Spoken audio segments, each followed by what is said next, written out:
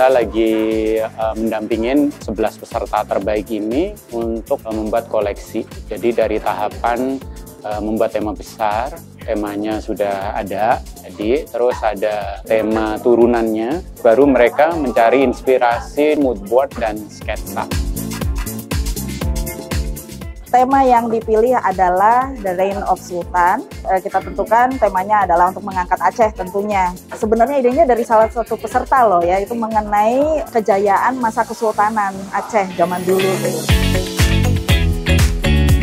Desainer kan teman dekatnya itu sebetulnya tekstilnya gitu.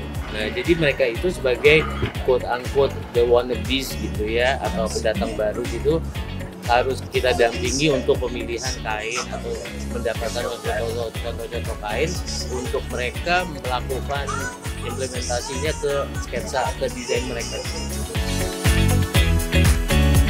Mereka punya kemampuan, mereka bisa melanjutkan bisnisnya setelah mentor ini, mungkin setelah event ini selesai, dia masih bisa melanjutkan bisnisnya dengan memanfaatkan semaksimal mungkin ability material yang ada di Aceh sendiri. Hari ini tuh ada bahas juga kain mana yang cocok untuk dibuat jadi baju, terus juga bordiran, warna-warna kainnya yang cocok, jangan yang ngejreng kayak gitu.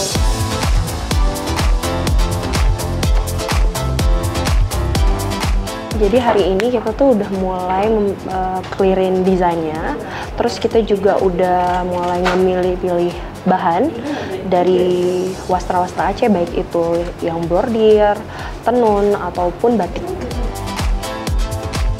Harapanku sih mereka jadi lebih tahu gitu kan bagaimana cara bikin koleksi dengan secara proper gitu ya, step-stepnya gitu. Perasaannya seneng banget karena yang aku belum pernah dapatin sebelumnya tentang bagaimana proses untuk menjahit itu sendiri, sebuah produk yang benar-benar bisa diterima di masyarakat dan layak dibeli.